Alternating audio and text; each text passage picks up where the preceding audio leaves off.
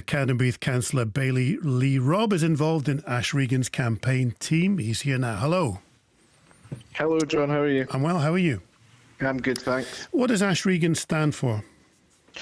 Well, Ash Regan is the change candidate. She's the change that the SNP needs and that Scotland so desperately needs. Continuity won't cut it in this race, and Scotland's fed up of continuity. So what's wrong with the existing SNP policies? Not policies per se, but we'll come on to policies. I think Miss Regan has got the best policies to take both the SNP and Scotland forward, but we can't have much of the same. We had continuity when Nicola took over from Alex Salmond, and now we're on the verge of having continuity with Humza taking over from Nicola. So what's wrong with the same? To explain to listeners what's wrong, what's gone wrong? Well, we have to look at what's gone wrong, and there has been a few mistakes being made by the SNP. And currently, Humza, who is seeking to continue under Nicola's reign and take over from that, we have to look at his performance as well. I mean, and Kate pulled it out the bag, and in every portfolio that Mr. Youssef has held, he has walked out and left it in a worse state.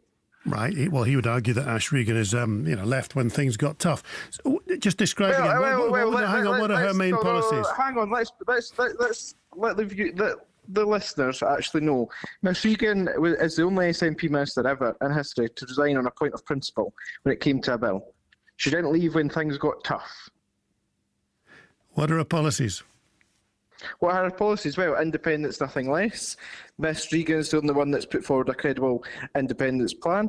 She's also put forward a house building policy, which I'm very passionate about, including a recommitment to 100,000 new homes by 2035, the establishment of a non-government agency called Home Scotland, which will act as a housing accelerator. She's committed to dualling the A9 over the next few years. She's committed How long's to a few years? Zero. Hang on a minute. How long's a few years? We would have to look at that, and we'd have to take that out to tender, but we're committed to doing that further and faster. Than what? Than the current delay which has been announced. Right. So how long will this take? Just a few years? Again, we have to get into government, and we have to look at that, and we have to take that out to tender. The tender hasn't went out yet, John. Right. Okay, so just a few years. What else?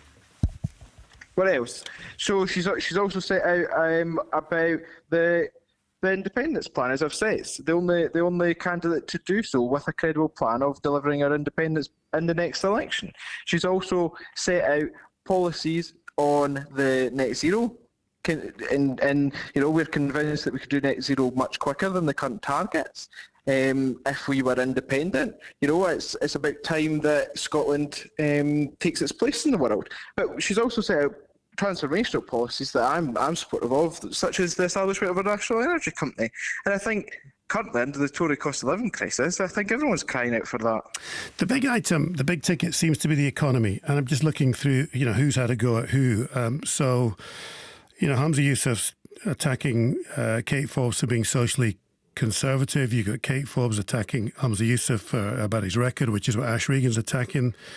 Ash Regan's attacking both of them, saying that Forbes' independence strategy is wrong, attacking Yousaf to do with his record.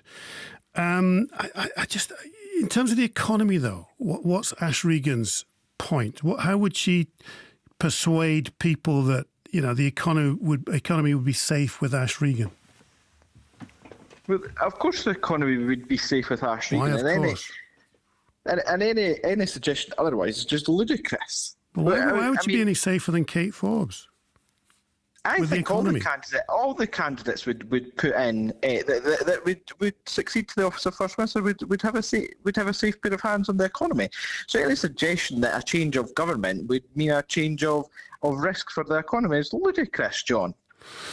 I was just thinking, looking through, obviously, I think Humza Yousaf's been endorsed by 50 MPs and MSPs. Kate Forbes endorsed by 14. I think Ash Regan's been endorsed by one MP, Joanna Cherry, who's unavailable. That's why I'm talking to you, a councillor. Ash Regan's not got a chance, has she? Right. I mean, to come back there, I don't think, we're in any position to be belittling councillors. Councillors are on the front line of our communities day in, day out. So, I'd hope you would come in and clarify that. But in terms of Miss Regan's chances, I think Ash has got every chance of succeeding to become the next party leader and the next First Minister. I mean, when you look at the polls, Ash had started out on 4%. We're now up at 15%. The only way is up for Ash.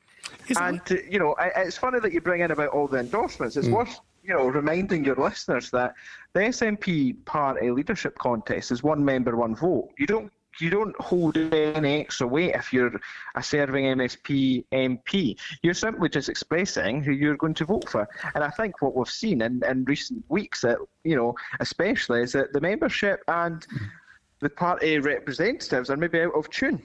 They're maybe out of step. Yeah, just to be clear, I'm not belittling you. I'm just talking about the high-profile endorsements that each candidate's had. I mean, it's quite extraordinary, isn't it, that she's only been endorsed by one MP or MSP.